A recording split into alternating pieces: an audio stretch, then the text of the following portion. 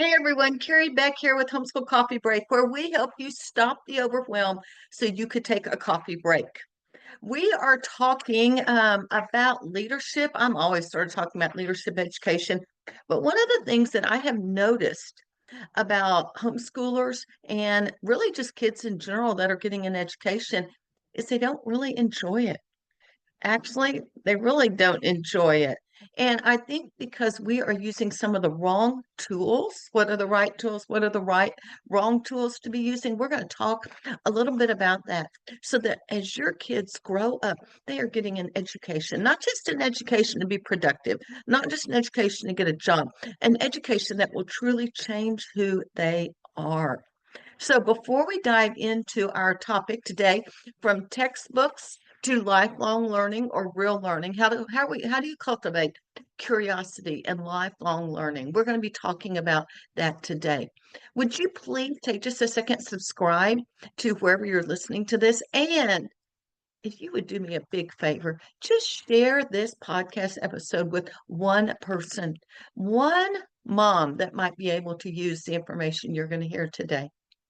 Let me just tell you, if you have ever felt like textbooks are just strangling the excitement out of your homeschool, you are not alone. But some of you may be going, I know, but they give me security, that textbook, then I know I'm doing the right thing. Are you really? Does a textbook really tell you that you're doing the right thing? I'm going to challenge that thinking.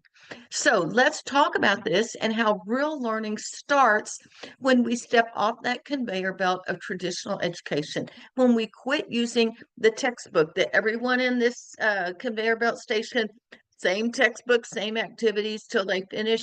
Then they move to the next station, same textbook, same activities. It's all the exact same.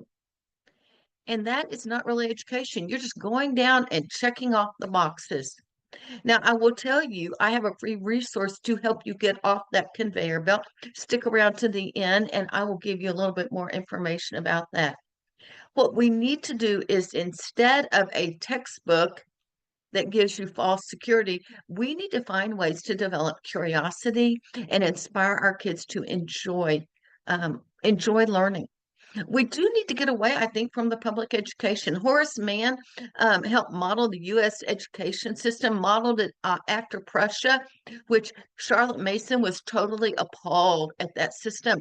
They were just treating kids like little containers, and you just fit in a bunch of pre-digested information that they could regurgitate out. That is not education. Another person in the public school system is John Taylor Gatto. He was the public school, yeah, let's see, New York State Teacher of the Year, I think twice, and New York City Teacher of the Year once, something like that, at least city and state at least once. And he got out of it. He was like, this is not working. Now, his kids were well educated, but he was not doing what the school system was telling him to do. He wrote a book about dumbing us down, and that's really what public education does. It is dumbing us down. Modern education is just, let's just check it off. We got these academic things and be on with it. You see, public education was started because we needed workers. We did not need people that could think. We did not need people that were truly educated. So we need to get off that conveyor belt and start doing something different.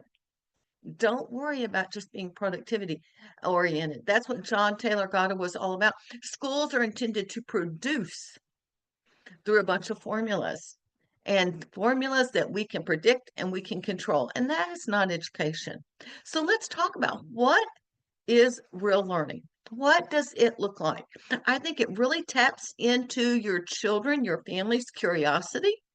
What's their purpose? What's their calling? And even to a deep understanding.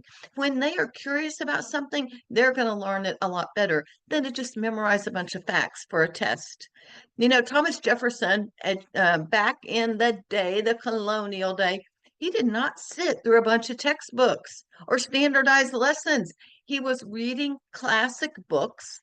He was studying law and philosophy. He had a mentor named George Wythe, and they immerse him into real world debates, real world life. How are you immersing your children into real world learning? leave something. If there's a place you can leave a chat, leave a note and let me know, how are you doing this? You see, Thomas Jefferson, his education was self-driven. It was deep. It was inspired by his passion for the law and for curiosity, not conformity. And, your kids may not be interested in the law. That's okay. Let them find something that they are interested in and emphasize the importance of customizing learning to each of your kids' calling. Now, obviously, they're going to learn, you're going to teach them how to read, how to write a paragraph, but it can all be customized into what they are interested in. That is how we get away from textbooks to curiosity. Think about it. It's springtime. If you have a child that's interested in gardening, they can learn math by measuring beds and planning how many seeds or how many plants they need. They can learn science, plant biology, the life cycle of a plant, depending on the age of the kids. Reading, they can read about gardening books. They can read stories about gardening, The Secret Garden. They can even write. They could keep a garden journal about what is going on. That can be involved as well. But they could write garden poems. They could write a story about, a family that gardened together, whatever. But they don't need a textbook to do all those things. Have they learned? You better believe they have.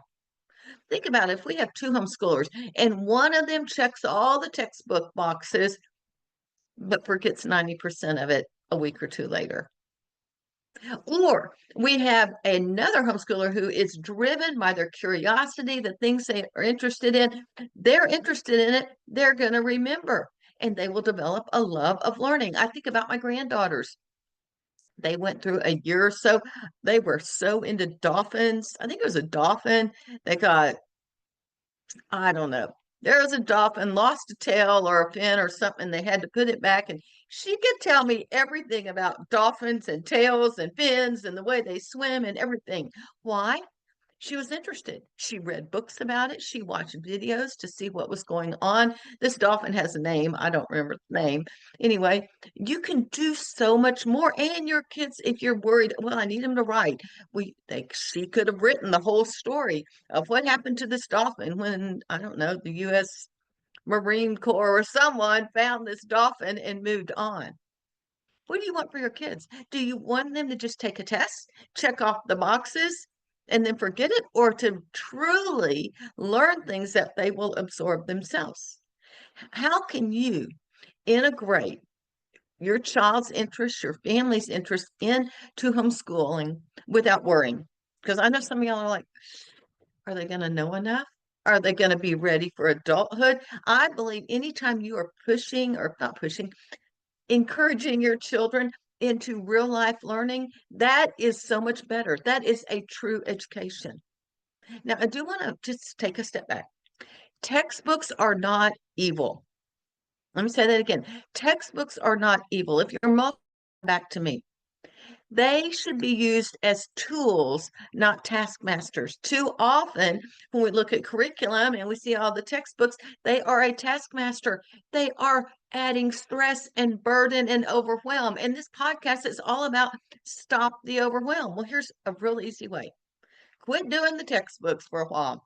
This is being published in the springtime. Use the summer to pursue your kids' interests and see what they learn.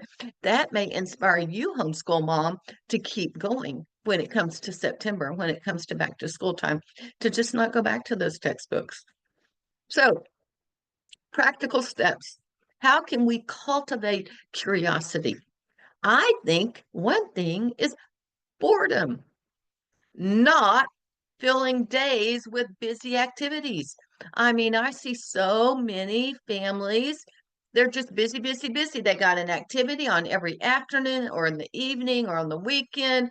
Your kids have no time to pursue what they are interested in, to be curious. I believe when you have boredom, your kids are bored, it is the springboard to creativity. It is a springboard to education. I was up with my grandkids, they're 3 and 5, and they were watching the TV. They probably would look at books because they love books. Excuse me. But you could just hear them in the other room, pretend playing and doing all this stuff and counting and learning things. And then the older one will get her little spiral notebook and start writing stories in it because maybe she is bored. They go outside and they play. That is actually some sort of education. You can always take those interests and push it into whatever academic you're trying to make sure your kids know. So you need to leave open-ended space in your schedule for exploration, for curiosity. Did you hear that? Let's just say this: schedule open time. It's a whole 2 hours in the afternoon. We don't have anything. We're just home together. That is one of the best ways that you can inspire learning and you can inspire curiosity. So, especially with younger kids, as they get older, we probably need to start having some deep discussions, start developing those critical thinking skills, and tie it into real world projects that they can actually. My kids worked in our business. They learn how to run a business, how to market a business, how to travel as a business. They learn all sorts of stuff. That was different from me. I'm probably you from our education. Hop off that conveyor belt and allow your kids some time for curiosity driven learning. And like I only homeschooled in the morning. If I were to do this again, now we did have a lot of opportunity to study what we wanted to. I probably would have marked off 11, 12 every day. You pursue what you want to. It is so much better. How do you learn as an adult? Do you go get a textbook and read it and take a test? No, you pursue it, you read it, you watch videos, you do whatever it is so that you can learn more about that topic. Here's a method that you can follow: explore, experience, mentor, and entrepreneurship. They flow all together. I've taught this with other vocabulary, but first explore. Let your kids explore whatever it is. If they want to go out and garden, get their hands in the dirt, find the worms, whatever. Experience, that's a real experience. Maybe take them to the nursery. Let them get the plants or the seeds. We have Texas A&M and they have got plenty of gardening. They've got, I mean, so much you can learn over there. I could take them up there for a field trip. Explore, experience, mentor. You are mentoring like George Wythe did with Thomas Jefferson in his pursuit of law. You may not be pursuing law. Maybe your child is, and maybe you don't know anything about it. Then find a mentor for that area. I remember Ashley there in, I want to say junior high, she was really into art. Now, I love art. I took art classes growing up, but there was a guy here that was teaching watercolor. We got her into that class because it was pursuing something that she loved. So explore, experience, mentor, either you mentor, your spouse mentors, or someone that you know can mentor. And then I flow it even into entrepreneurship. There's a lot of things that they can learn and actually make some money, become an entrepreneur in your town. You can do some things like that.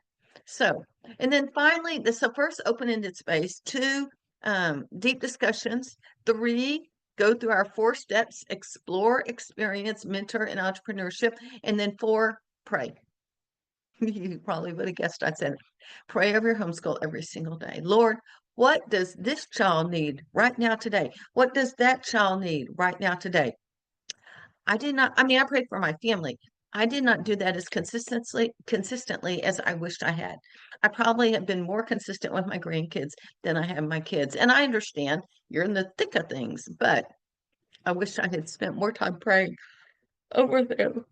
So you've got to get off the conveyor belt, quit following the textbook, false security, and go to real love, real lifelong learning. Get in the real world, develop, allow them to be curious, develop, inspire learning. You truly can step off the conveyor belt. You can build a homeschool that grows leaders, not followers, because when they are lifelong learners, they will become leaders as well. Now, I do have a free class that I'm offering, and I would love for you to join me. You can choose the day and the time that you want. It's called 4 Steps to Raising Christian Leaders in Your Homeschool. And I will just tell you, little secret, one of those is diving deeper into lifelong learning. And so I would love for you to join us. We've got a couple classes, and you can pick the time that you want. Hey, thanks for spending time with me. I am Carrie Beck with How to Homeschool My Child and Homeschool Coffee Break. We'll talk to you next time.